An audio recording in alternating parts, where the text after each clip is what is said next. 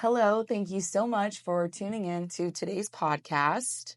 My name is Miranda, and the goal here is wholesomeness, femininity, inspiration, health, and the goodness of God. I hope you enjoy our very first of the Miranda Rose Show.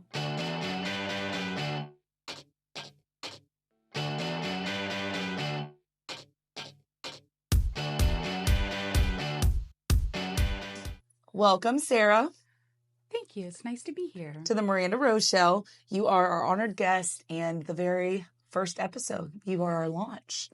So we're very excited to have you. Today's guest is honestly the most special, from a middle school dropout to a married teen mom, divorcee, to remarried to a great man with a second baby after the first one. I'll tell you who that is in a second. To a master's degree, to publishing a great book, and now starting an amazing nonprofit to support women, Sarah Dunford can inspire us all with her resilience, tenacity, and faith. And most importantly, she's my mama. Sarah, thanks for being here. Thank you. I'm going to try and call you Sarah, but I don't know. We'll see how it if goes. it's going to work. Yeah. Okay. Thank you for being on our show, on my show, on this show. Thank you for being our first guest and the guinea pig. We have had a rough setup. I will be reading questions off my phone because that's where we're at. But I want to go backwards. Tell me about Millie's Home. Millie's Home is a 501c3. We're a nonprofit that aims at providing housing for women who are facing unplanned pregnancies. We are going to be accepting mothers that are facing homelessness, that are pregnant and postpartum up to 1 year. We're going to be providing housing, a mentor, coaching, helping them develop a life plan so that they can be successful when they launch from Millie's Home. So that is our goal. And our opening is May 17th, so it's quickly approaching. That's amazing. And you're the first maternity home in Hanover County. We are the first maternity home in Hanover County. How legendary. I'm just here doing what I can. That's exciting. And you have a tremendous... What was that? I don't know. Was it your mic? Okay. You have a tremendous board that you have gotten together. I absolutely do. I have gold when it comes to my board. It is a group of women that was really strategically chosen because of their experience and because of, their career path and what they have done with their lives is incredible. I have 2 board members that have served in the, actually I have 3 that have served in like the pregnancy help industry, ministry, whatever you want to call it, for the last at least 10 years. And then we have the pastor's wife, I consider her a pastor, Robin Thompson of Life Church. And then we have 2, actually I consider them like 3 inspiring young women that are a part of my board. And literally everybody there has a heart and a passion for women who are facing impossibilities and helping them get through those impossibilities. Praise God. And you have the Life House. So tell us about that. Yes. So we have partnered with a church in Hanover County, and they recently were able to acquire the home that is beside the church property. They closed this last Wednesday on the house, and we take possession the end of the month. So we will have about 6 weeks to get a lot of work done, and then we're having a ribbon cutting ceremony on May 17th. That's amazing. The timing is crazy how it lined up. It is. I had decided that I wanted to do this. And at the same time, the people who lived in that house, the couple that are lovely, when Life Church was built, they said, if we ever get this, if we ever decide that we're going to retire and we're going to sell, we will call you first, which is what they did. They called our pastor, and he was like, absolutely. And so we and I don't want to steal his thunder because you may interview him one day, but he definitely has a heart for people and a passion for people. Him and his wife just got back from the Philippines. I think it's the Philippines. And so they just have a heart for people. And so this was really just their ability to buy the house and my need for a house aligned all at the same time. And so it has worked out thus far, really for everybody. And yeah, we are excited about what's around the corner. Quite providential, all the timing. All the timing is And absolutely providential. shamelessly, Buddy and Robin Thompson of Life Church in Hanover County Yes. are awesome. And they are incredible. we're excited. I'm super excited. Okay, so I think a question that so many people want to know is, how did you get to this? Did you just wake up and say you wanted a maternity house, or was it your previous work, or what happened? Well, it's kind of a series of events that have led me to open this. I had worked in the Pregnancy Help Center for 6.5 years, and I was the client services director. And so I, as a teen mom and then a single mom, I clearly understood where all of these women were coming from, and then to face an unplanned pregnancy on top of just all the issues that someone can have. And there literally is every scenario under the sun that would come through our doors. And we would send them off with as much help. I mean, if we had a resource and we could get it to these women, we would. But there were times I just felt like we need to do more. And a group can only do so much. An organization can only do so much. And so I had recently got a new job closer to Richmond, and I decided that there is a pregnancy help center in Richmond, and I was like, you know what, I'm just gonna call and have a chat with her because I knew the executive director there. And so I said, I called her up and I was like, hey, I just want to let you know, I want to hear where you're at. I just want to hear where you're at right now. And she was just telling me where she was kind of in her, at her center. And I said, well, what do you need? And she said, I need a place where I can send these girls. And it was like a light bulb moment. I thought, I can do that. No, I definitely think I could do that. And so it was about, I have moments of courage and moments of cowardice. And so I was definitely having a moment of courage when I said that, but it kind of stuck. And so I then spent like 1.5 or 2 years just kind of sitting on it and praying and getting the courage up to jump in with both feet. And so finally, I am not actually sure. Just one day I was like, you know what? I'm done playing around. Either I'm going to do this or I'm not going to do it. And so I started listing people who I would want on my board, and I started calling them one by one. And then I applied for, all the license, all the things, and got all my paperwork together and had my first board meeting last June.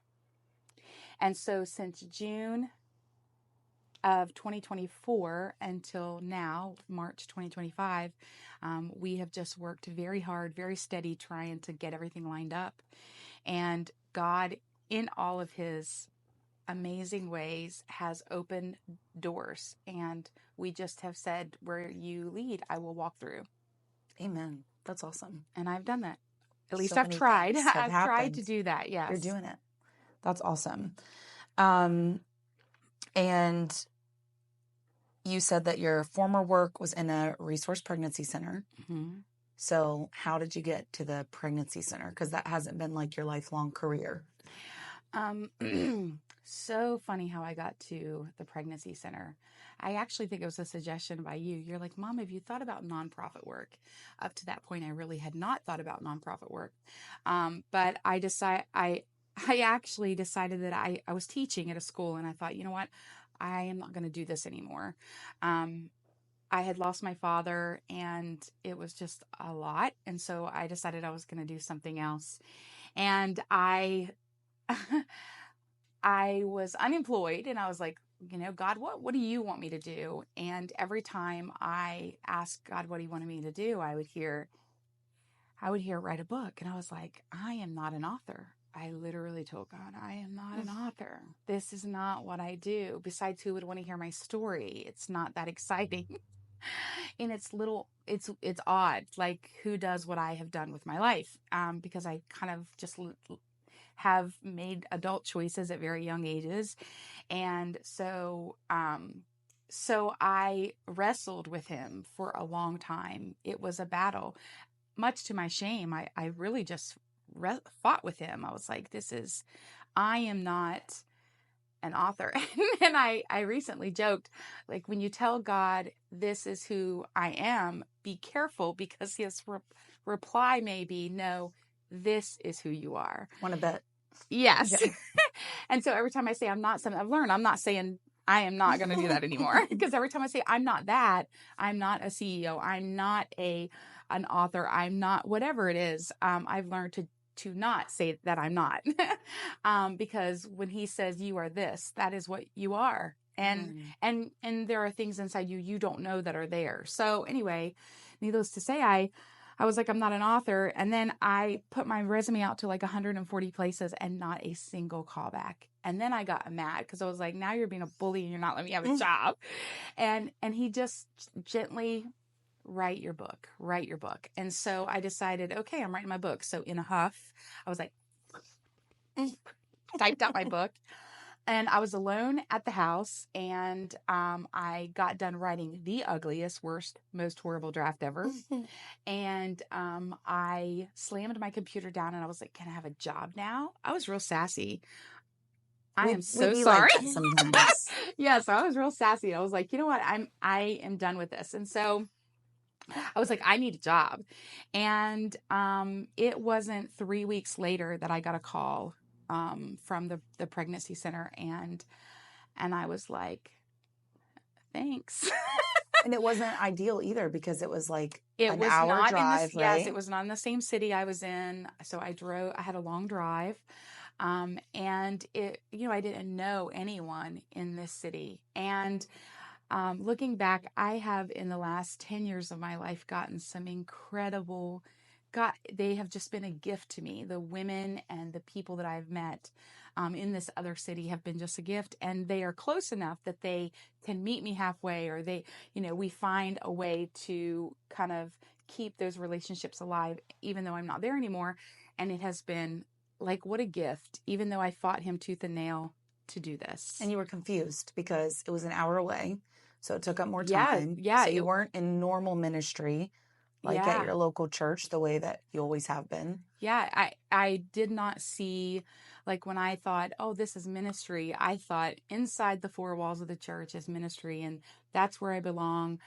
And then as soon as you get in and you start helping people, and you start helping their hearts and trying to bless them and meeting them where they're at, not in the four walls of the church building, but meeting them where they're at, and you realize, like, no, I'm not inside this ministry, but God is definitely doing something with my life. And I spent 6.5 years just sitting with the broken, sitting with the scared, sitting with if you name the emotion, I have sat with a woman who's had that emotion. And so, it just is like this path that has slowly led me to opening Millie's home and being where I am, and learning to, in my younger years, being, I was much more impatient and much more, I have to do this with my ability and my power and my this and my that. And I've learned to kind of relinquish that and say, God, what do you say? What do you say is next? What is in me that I don't know is there and just needs to be brought to the surface? And so I kind of just day by day go along and say, okay. And we are limited in our flesh. There is a limit to what we can produce by ourselves in our own strength. Yes. So we need the Lord. Okay, so you started your book, then you got the call for the pregnancy center. Yes. And then in that time, the book developed. Yeah, I had a This is dream. the book. Yeah, I thought that being obedient was writing the book. I did not think it would see the light of day. I might have tried a little harder, but my obedience, I was, wrestling with God. So I am one of those, I have a dog, and my dog, my little French bulldog, I have a great picture of her. I told her that I bought this new rug and I said, "You're not allowed on the rug." I looked at my dog and said, "You're not allowed on there." And I would tell her no every time she stepped on it. And so one day she walks over and she lays down on the floor and she stretches her paw, her hand, she stretches her paw out to touch the rug. And she looks at me, right? And so, My daughter does stuff like that. yeah, I think The baby. but you know what we all do, right? Because, that's kind of how I was. I'm like just doing this thing that is, like I'm just going to put my Yeah. obedience was, the bare minimum. I'm like, okay, I'm going to write this book. Never going to see the light of day. We're good to go. Right. And then, That's crazy. The book has been a launching pad for you. it's really wild because I really am. I was just like, I had a bad attitude and I was like, you said, I actually told him this a couple of times. You said to write it. You didn't say I have to publish it. As a matter of fact, I became more willing to write it because I thought, oh, I won't have to publish it. And I guess I just, I am not somebody who I'm not going to fight with people over something. I am just going to, I was raised by a semi-hippie. And so, I bear the consequences of my choices or the reward of those choices. And so we kind of are, I tend to err on I'm not going to argue with you. I'm going to let you live this out and you can see how it's going to unfold for yourself. And so, anyway, I was definitely doing the bare minimum on the book. And so I was shocked when it, through a series of events, unbelievable events. I'm not self-published, because my obedience, this is why it wasn't self-published, because God knew that it wouldn't get published because I wasn't going to do it because my obedience was writing the book. You had a line. Yeah. You had a limit. Yeah. And so which is so terrible. Like the Lord is so gracious and long suffering and kind and loving. And here I am fighting him every every step of the way. And I didn't even really tell anybody until it's like being published. I mean, it's like, my book will be here in 3 months. You what? You read people were like surprised. And I was It was such an exciting time. It really was. But I touch on subjects that are hard to talk about and I'm not willing to fight people. Like I'm going to let you have your opinion, but you don't get to take away mine. And I'm not going to fight you on this. And abortion and teen parenting, all of this can be contentious subjects. And so, I was like, I'm just going to write the book. And then you went to work and you were at a job that I knew a lady. She sat down beside editor. Yeah, she sat down beside the editor and she's like, I'll edit it. As a matter of fact, when I went to send it to the editor, because I was like, what is happening? This wasn't part of the deal. I was just supposed to write it. I sent one chapter because I was like, well, if I'm going to get made fun of or if it's going to be a total bomb, I'm just going to slip them over one chapter. And then it's not a bomb for the whole book. It's just like the one chapter. And I got the sweetest, kindest, most lovely reply from the editor. And then it just was a wild series of events where she gets done editing the book and she's like, hey, I have a friend who's in publishing. Do you want me to send it to her? I'm like, no. So it's like, this wasn't the deal. The deal was I write it. The deal was not all these other things. And so she ends up calling her friend. She's like, yeah, I have a roommate in college. She works for a publishing company. And I was like, I think I'm going to be sick. I was like, this was not part of the deal. And so we were like, I was like, sure, send it over. And she told me, she was like, well, just know this is like a 2-year process. Also, my friend is moving her son or daughter, somebody this weekend. She's not going to read it for it's going to be at least 60 days before she even reads it. So Monday morning, her friend had sat down Sunday night and read through the entire thing because it's not like an overly, like it's not a thick book. It happens so quickly. It happened so quickly that it really was like, first it's wild, it's getting published. Then it's supposed to be a 2-year process and it turned out being 5 or 6 months. And it hit Amazon and Barnes and Noble, and Yes, that's what my copy is, because we went together to Barnes and Noble to buy the book off the shelf, and it's autographed for me from my mom, and I have the receipt. yeah, So it was exciting. it was exciting and wild to see something that I had put together. For sale in a store. Yeah, because that was not like I really did fight the Lord on it. But it is called Parenthood Unplanned, a survival guide for the unexpected. And it is, what do you do when this is not what you had planned and your life unfolds differently? And it was a good experience. Like, it was a good experience for me. And she wrote this before COVID. Yeah. So when it was published, it was right during COVID time, which made it very challenging. All of the plans for the book. But it was still great. And you tell a lot of stories in here. I think it's so admirable to tell your story, because you are putting it out to the world. Very private, intimate details of your life. And you're also taking a leap of faith, being obedient to God. And it's all just in hopes that, like, the one person reads it and is like, okay, I can raise this baby, or I can hang on for the right guy, or I can write a book, or, whatever it is. And in the book, you tell several different stories. So you tell yours about getting married at 14. Wild. And she was not knocked up. Oh, she wasn't pregnant. She just wanted to get married. I did. I am Gen X. We just need to preface everything with that. I'm Gen X, and I was raised by a hippie when hippies were not a thing. And so we just need to put those two things out there. And I did get married young. I did call down the courthouse. I did find out how to evade the law from a judge. And at 14. Yeah, like nobody made any arrangements for me. I was like, I don't want to do any of this, which is another thing. I was like, I'm writing this book, and literally I just found my way around whatever. Like, I wanted to live my life and just find my way around whatever obstacles were in the way. You're an incredibly resourceful person. Yeah. How much you were able to get done. You quit 8th grade. I did drop out of school. You got married. In 8th grade.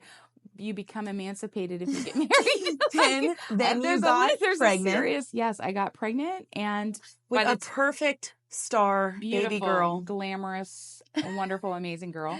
And wait, and there's some. Sorry, go ahead. No, go ahead. And she tells this story in her book, and one of the things, you also had a sister who was a teen mom. Mm-hmm. And that sister, you end up sharing about what she got you for your 16th birthday. Can you tell us about that? Yes. So for my 16th birthday, my older sister, Jackie. Wait, this was, you turned 16 and then 2 weeks later you had a baby. Yes. Right? Yeah. Okay. And then tell us about your birthday. And it was back then you didn't have to be, now I think the law has changed, and you cannot get your GED until you're 18. But back then they didn't have that law. And so I dropped out of school. And I really had no plans, because I am a live in the moment kind of girl. And so I got a check made out to the adult education center for taking the GED test from her big sister, from my older sister. Thank and God. I was like, ugh. I was like, at least you could have got me something I could spend. I mean, I could really use $25. And she patted me. Is that how much it was? It was $25. And wow. Yeah. That's wild. And so she pats me on the back and she's like, you will thank me someday. By the way, Jackie, thank you. Thank you. And it allowed me, like, I didn't even study because I was like, either I know this stuff or I don't. And it's not my $25 down the drain if I don't pass. So I was like, I'm just going to go take it. So I did. I scheduled the test. I went down and took it. I could have told you would have passed. I mean, it's a gamble. everything's a gamble. So I was like, I'm going to go down and take this test, which I did. I went down and I took it. And I remember receiving it in the mail. Like, I remember the day I went out to the mailbox and I'm like, oh, look, like, you get a letter from the president. Congratulations on getting your education. Who was the president? I think it was Clinton. Thank you, So, Bill. yeah. And so I would have to look it up though, but it was That's awesome. I didn't know that. yeah, so that's how I was like, well, looky there, I passed. You know, that I'm like 16 with a baby. I'm like, look at that. I got my GED. What am I going to do now? A baby. Yeah. Okay. And wait, and also in the book, you talk about how you found out you were pregnant and how you went to Planned Parenthood. I did. So how did that happen? So I moved down here from West Virginia, and I probably was so country as cornbread. I was a hillbilly. And the only place that advertised free pregnancy tests that I ever heard of was Planned Parenthood. I had no idea what they were. I just thought they were just a clinic that gives you a free test. Yeah. And so I went down to Planned Parenthood, and here I am. I was 15 at the time, not 16. If you'd arrived on time, I would have had you at if you'd arrived on time, I'd have had you at 15, not 16. But I've never been on. You were late. And so so anyway, I went down there, and I do talk about it in the book about how I went in and I did get a free pregnancy test. And then the nurse asked me, what do you want to do with it?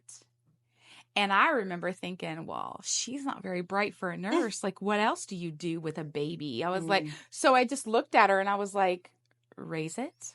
Like, I didn't know what she was asking me. And then she went from being very just nice and whatever. Her demeanor changed, and she kind of just looked me up and down, and she's like, you can put your clothes back on. And so, or you can get dressed, because I don't think I have my clothes all the way up. But anyway, she said, you can get dressed. And so I very quickly got dressed, and I thought, I don't know what happens here, but I don't think it's good. I'm out. And so immediately I left, and that was my one and only experience with Planned Parenthood. Wow. Praise God that she did not try to convince you and not just that, or whatever. It could have, anything could have happened. Yeah. And one of the things is, and this is one of the reasons why I started Millie's Home, is because my mom and dad, because they were who they were, they didn't even bat an eye that I was having a baby. Like, they just were like, okay, like, we have a loud family. There's lots of us. It's just one more and person. Everybody was a gift. Like, every person is loved and everybody's a gift. And so we'll see how this one turns out. Like, it wasn't even a thing. And it allowed me, like, when I met people, and there were people who had lots of opinions and lots of sideways looks and whispers and all kinds of stuff. And it didn't matter, because I was accepted by the people who mattered the most. And not every girl. And like, when you do spend time in this, in the pregnancy help arena, there are girls that don't have that.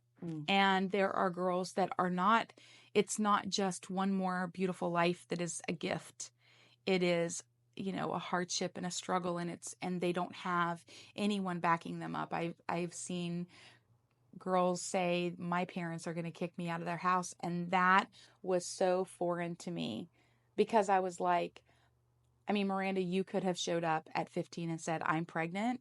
And my knee-jerk reaction would never be, well, then you need to hit the streets where it's cold and you can't, that is beyond my level of comprehension that's your future grandchild. So anyway, I had a loving family, and support makes all the difference. Resources make all the difference. And so that is why Millie's Home is, I had a friend not too long ago, and we were just texting back and forth, talking about how we turn into the thing that we needed when we were young. And she talked about how she is now a counselor. And she talked about the mental health issues. And I was like, yeah, and I was just a teen mom. And here I am trying to create a safe place for teen moms, or single moms or scared moms or moms facing homelessness. And so that whole experience, it wasn't just, it wasn't just that it was Planned Parenthood and she looked at me like I was just not good is the only way. Like, she just went from being nice to you need to go. And it wasn't just that, it was all the things, and then having that soft place to land, because when I walked out the doors, I went home to a loving family. And not everybody walks out the doors and shows up at a house where kids are running everywhere in diapers, and there's lots of love, and as long as everybody's fed and there's a good meal, you're going to be okay. Yeah. Not everybody has that. It makes me so sad. Yeah. I think there's also an element to that of faith that your kids can do hard things and that they can do natural things. Like, of course, she can be a mom, even if she's just a little young. Of course, she'll find her way. Of course, like, she'll raise a good baby. I feel like Grandma and Grandpa it was a given. Like, of course, and that your life wasn't ruined. You might be charging your own path, and things might be harder. It might look different. You might get a GED instead of a high school prom or, whatever. But there's just an element of faith that, like, God is going to walk with you through hard things, and that your life isn't ruined because a plan didn't work out, or because it's not what you thought, or because you're taking on a new, exciting, but natural thing. Yeah. And I think that there are people who choose to see things as an adventure versus a hardship. Which is a perspective. It's a mental perspective to take. Yes. And I mean, when you were born, in spite of all of the condemnation or the people looking down on me, that kind of thing, I just took one look at your face and was like, ha, you are going to do great things, right? Like, it wasn't even an option that you wouldn't. Like, it was a given that this little baby was going to do great things, and so, that's so sweet. And you know what? Like, it doesn't mean that you're going to do something that changes the entire world, but I knew wherever you went, you would change your world, the people that were around you. So sweet. And I think that you do that. I think you light up a room, and I think you help people feel seen, and not that is a gift to be able to do that. And so I feel like, that God met me where I was. Amen. That's it. And that's it. And that's what we all need in every situation. Yeah, absolutely. And not only will he, because I've seen him meet me where I was, I now can stand beside a girl who doesn't have that kind of faith. And I can say, he's going to meet you where you are. Yeah. And all you have to do is hang on and have a little bit of faith, and great things are going to happen. Yes. Amen. And you know what else? Pregnancy tests are expensive. They're expensive. Even if you are going to Dollar General, like, you can spend anywhere from like $7.99 to $20 on a pregnancy test. Yeah. So we should consider that. Well, in the Christian what I'd say, community, we don't want people going to Planned Parenthood to get a pregnancy test. Well, that's why there is pregnancy centers all over the United States. Yes, thank goodness. I'm pretty sure at this point it's like for every 3 pregnancy centers, there's one abortion clinic, and that you can get a free pregnancy test, and you can get a free ultrasound, Thank gosh and they have parenting classes, and they can help you find other resources. Like my, Finish. My, one of the things that Millie's home is going to be is a resource for pregnancy centers. So if you show up and you have a pregnancy test that comes back positive, and you're facing, like, you want this baby, and you are facing whatever from your boyfriend or your parents or people in your life, we will be, we are a resource. Yeah, they can send you to us. That's what we're there for. And so, I think everybody should know, if you need a pregnancy test and can't afford one, find a pregnancy resource center and you will have one. Yes, I think that's such a good point. Okay, so you had me Where were you working? When I had you? Yeah. A burger joint. What was it called? That big burger place. Is it still open? No. It's long gone out of business. So you were just up working like normal on your feet, and then Yeah. what'd you eat?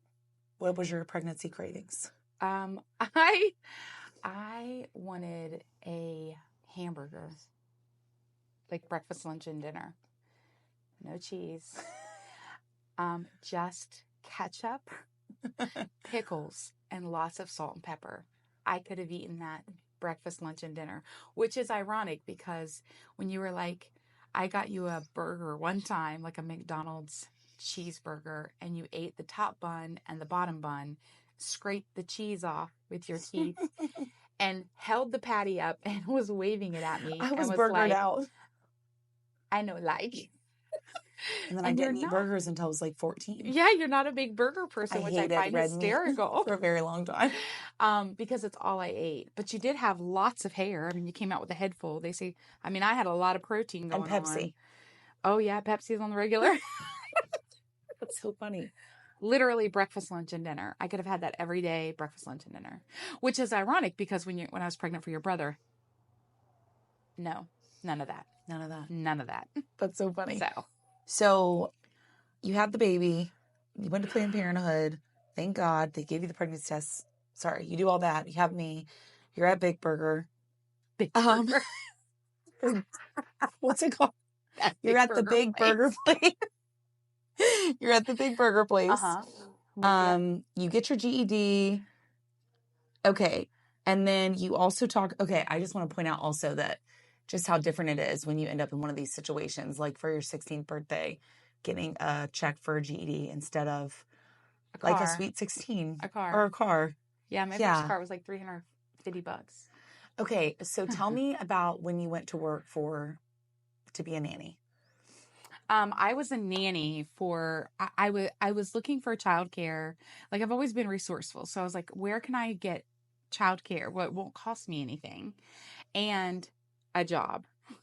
And I realized that there were people who allowed their nannies to bring their children. So that is how I became a nanny. And I was a nanny for like 8 years or so.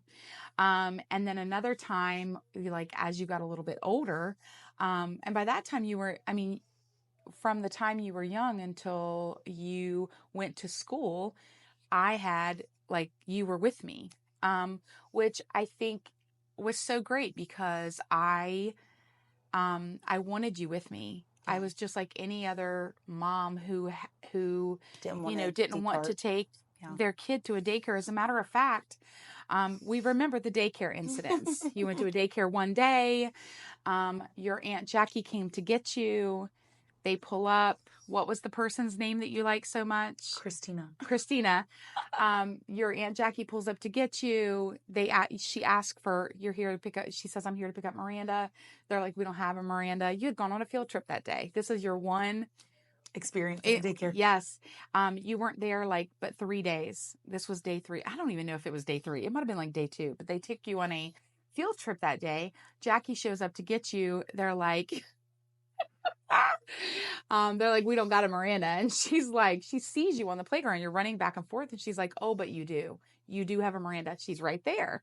And she's like, no. So the woman starts arguing with Jackie, and Jackie's like, done with you. And she screams your name at the top of her lungs, and you stop running and you come running up to her. You turn around, you come running up to her, and you're like, hey, Jackie. And the employee is like freaking out because she's like, I thought your name was Christina. And she's like, why did you tell me that? And you were like, because I like the name Christina. and so we were horrified because we were like, oh my God, is scary. What if they lost you and they were looking for Christina?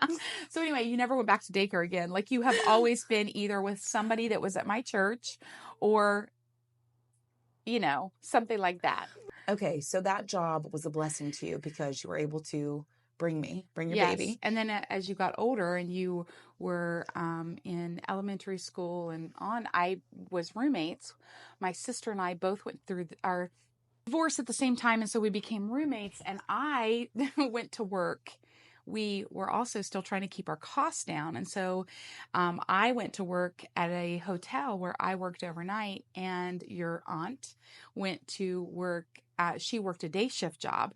And so she would watch you guys when I couldn't, and I would watch you guys when she couldn't. This was and a team effort, raising all the babies Yes. as young moms. Yes. And so you have one cousin who you fight with like you're a brother and a sister, and then all the other cousins who you act like your cousins. It's because you were raised with that one cousin. Yeah. And so his name is Ducky.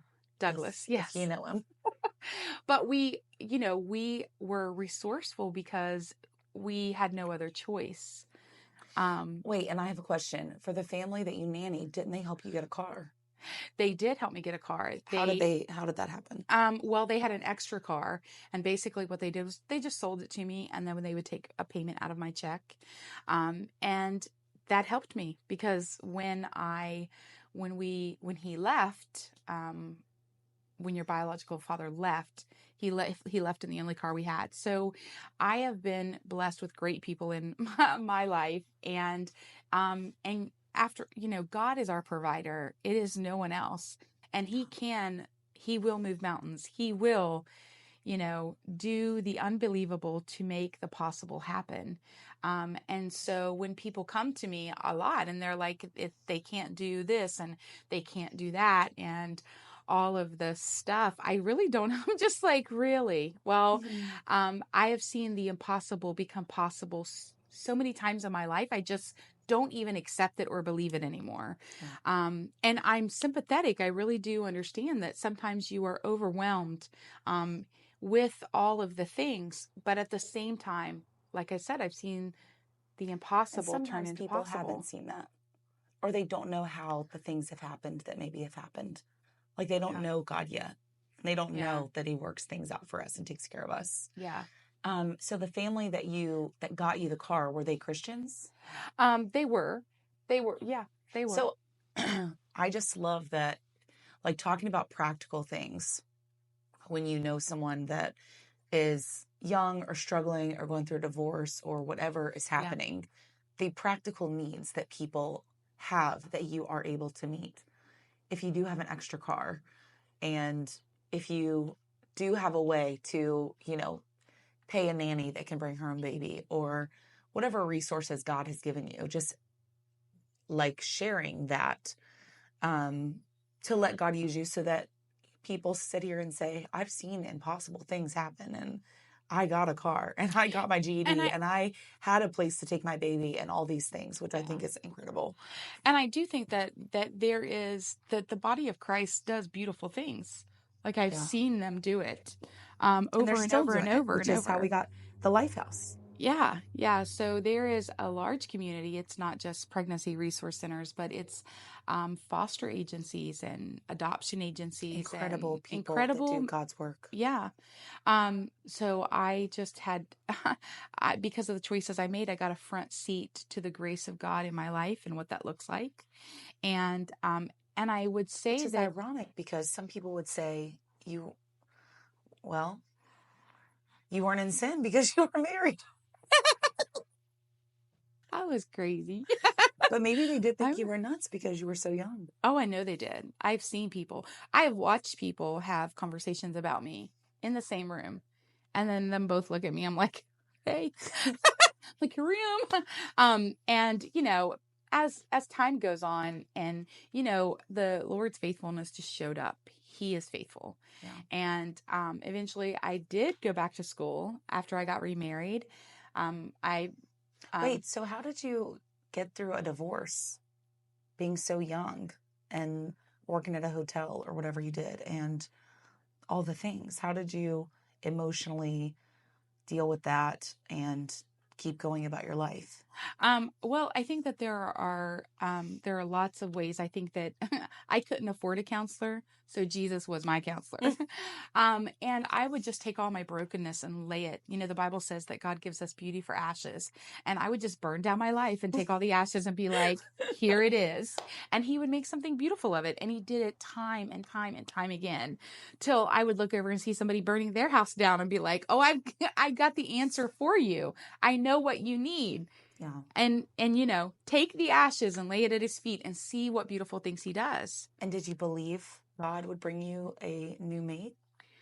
I Or did you really just wasn't not looking have for the one. I time? was like, I am raising a child. You're I working night desired, shift. You're and I helping wanted raise to your go to, nephew. and I wanted to go to school. Yeah.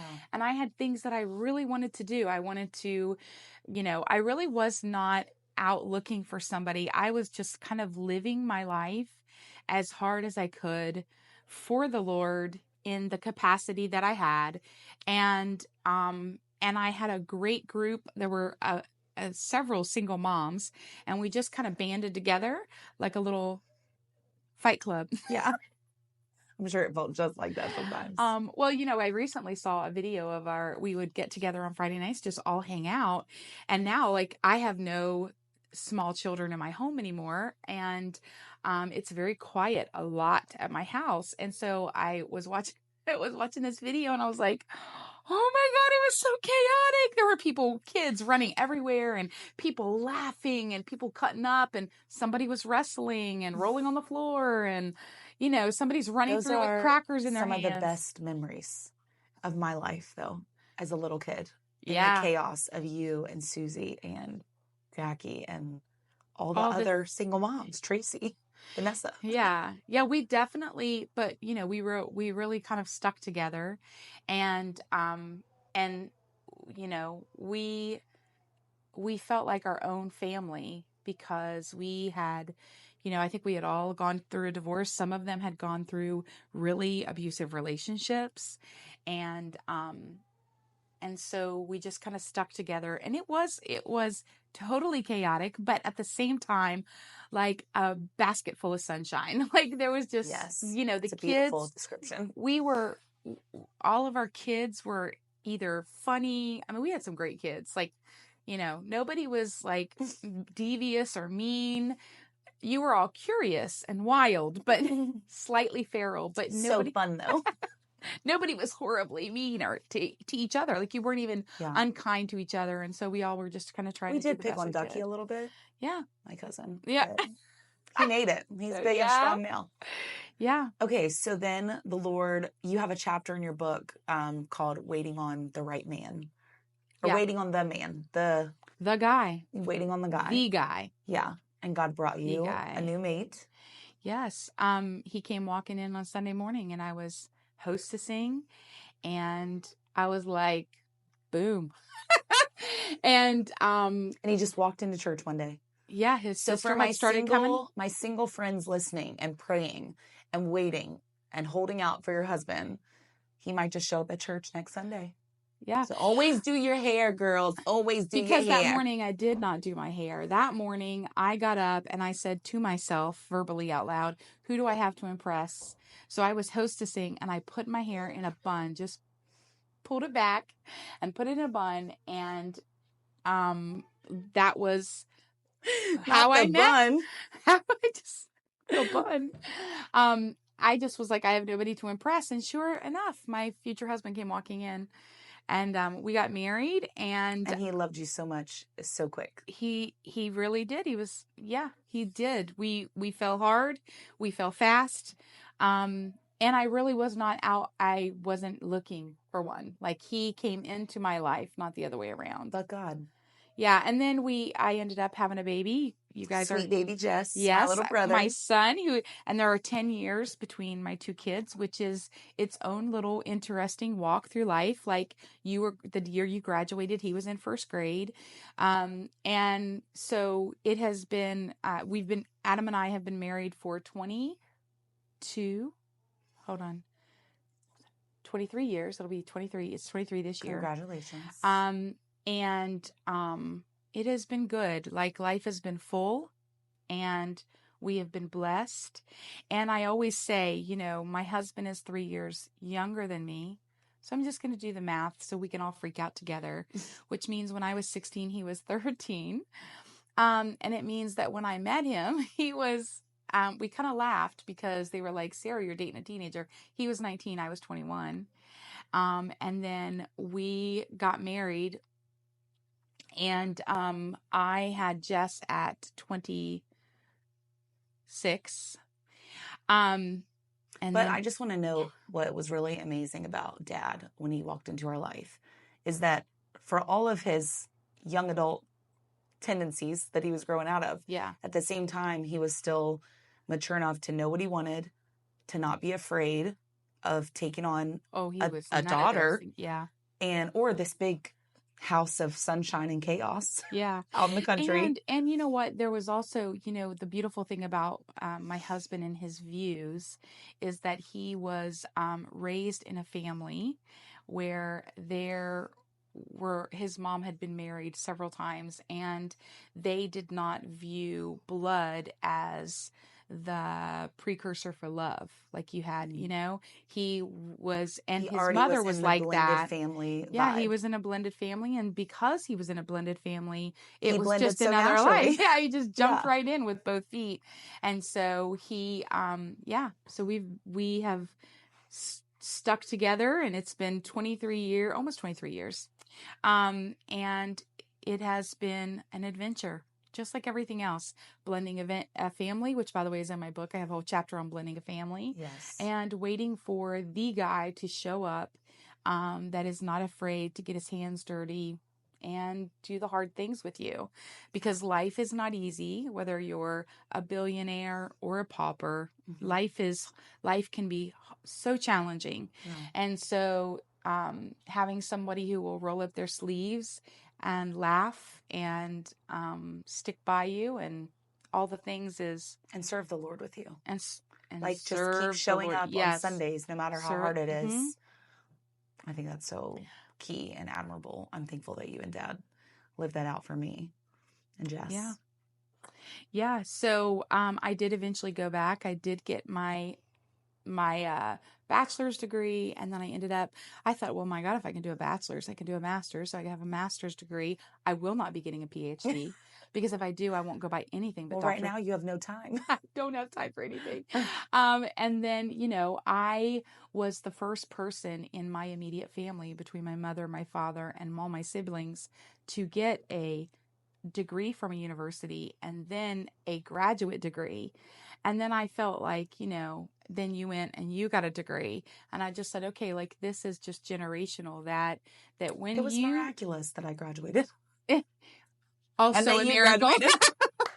Also a miracle. Sometimes I look back and I'm like, well, check that out. And and I learned so many lessons. There's more lessons learned in the struggle than in the mountaintop.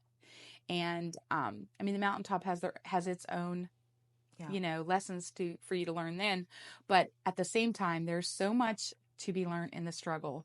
The struggle is miserable and nobody wants it, but that is where the lessons are profound and life-changing. And so, I remember sitting alone while everybody else was out doing things, and here I am studying, and I have 2 kids, and I work full time, and a husband and a dog. I think we've always had a dog. Had a couple dogs. Yeah. And then when you had Jess, you went through congestive heart failure and almost died. Yes. Yeah. They are not, it was just either the stress that I was under there. They don't really have a reason why I did, but I was 26, perfectly healthy. I went into, and that is its own story. Like, I could spend a lot of time camped out here. I think it's just this roller coaster of your life where you're talking about the valleys and the mountaintops. Yeah. Yeah. And that was definitely one of those, it was a moment in my life that I will never forget. And not just because I almost died. Like I was released on Sunday. I was back in the hospital by Tuesday. I had 20 some pounds of water weight. It was filling my lungs. It was making my heart pump harder. I was drowning in fluid. I could spend lots of time camped out here. I won't, but I will tell you that once again, the Lord showed up like he always does. And he like just little things like it took months to get into the head of cardiology for that hospital. And when I checked in, he happened to be the doctor on call, which means I automatically became his patient, which means I automatically got in immediately to my follow-up was at his office. And I was released on Thursday, I was released the next day. So I mean, who does that? And he came in, he's like, they got all the fluid off, and he's like, I've ran every test that I know how to run. You are fine. And he's like, we will do a follow-up. And so it was a very scary. My husband went home with my 2-day-old baby, and I laid in the hospital, and I called a friend. It was raining outside, and I called a friend, and I cried. I was like, I'm afraid to go to sleep. I'm afraid I won't wake up. And yeah, it was such a thing. And, months later, I just had this moment where God was like, I never left you. And so anyway, I did go through that, and Jess is now 23. I'm still kicking. And such a cutie. Such a cutie. And you're such a cutie, still kicking. Well, thank you for sharing this whole story. And for Millie's home, your ribbon cutting is May 17th. Mm-hmm.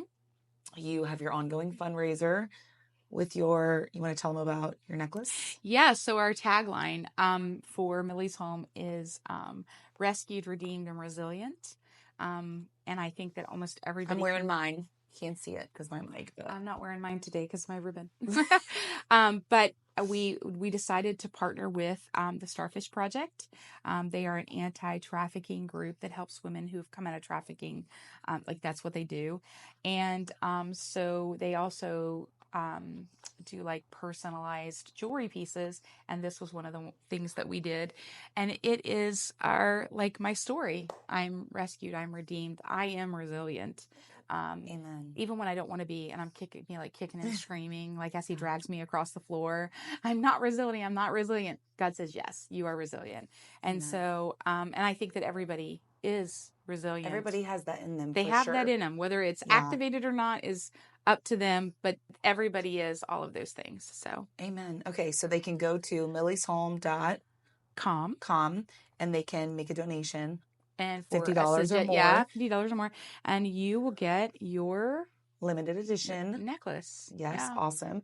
And then your book, Parenthood Unplanned. You can find that on Amazon, in Barnes & Noble, the Barnes & Noble closest to our house. Yeah. You can find it online. Yeah. And that's all my things. Thank you for sharing your story. Thank you for having me, Miranda. Being a great example to many, many people, especially women, of hanging on for dear life, walking with God. That's it. Life is a roller coaster. Hang on. And just being obedient. Obedience is God's love language for sure. And writing your book and doing these things, and it's awesome. It's so amazing. Okay. Thank you. So our last question is, whether it's spiritual or health or a beauty thing, we love to say you glow, girl, around here. So what is a spiritual or health or beauty thing that's got you growing and glowing? Drink lots of water, even though I've not been doing it lately. You're working on it. Drink. At least I notice a difference in my skin when I'm drinking water the way I should. That is the first thing. And then the second thing is, I recently heard, and this is so good, because we are all so very busy and we all walk around with guilt because we're not being disciplined and we're not doing what we should do every day and blah, blah, blah, blah, blah. But one of the things I heard from my pastor just recently is to give God your first 15. And 5 minutes of prayer, 5 minutes of worship, like a song, and 5 minutes of reading. And I just was like, I can do my first 15. Yeah. And I think that is such a small thing, but I think it's doable. My first 15. Yeah. So I get up and first thing in the morning, I'm like, okay, I try, and I have not perfected it, but I do try to give it my first 15 and then launch my day from that and try to be as productive as possible. So that's spiritual glow. Yeah. And I think no matter how rough your smile is, I think that the world needs encouragement. The world is hurting and it's broken, and there's a lot of sadness. And I think if you put a smile on your face, and I don't think you have to be fake. I think, some days we don't have great days, but I do think that a smile can change another human being's day.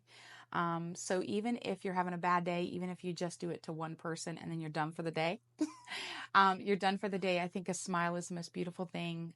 Confidence and a smile is the most beautiful thing that a woman can wear. Amen. So brush your teeth, smile, And everybody, give God your first 15, drink all your water. Those are my tips. That's it. So that you can glow, girl. And you do Yeah. glow, girl. You Sometimes glow, I girl. do. Well, thank you so much for being the first guest on the Miranda Rose Show. Thank y'all for listening. And thank you for Go having to me. millishome.com. You can become a monthly donor. You can get your beautiful necklace. You can get Parenthood Unplanned. She's my manager. Something that has been awesome about Parenthood Unplanned that we've encouraged people to do is that you can buy a wholesale box of books and donate it to your local pregnancy center. It's really encouraging. There's lots of things about blended families, Sarah's journey, waiting for the right guy, abortion, post-abortion things, just so many stories, adoption.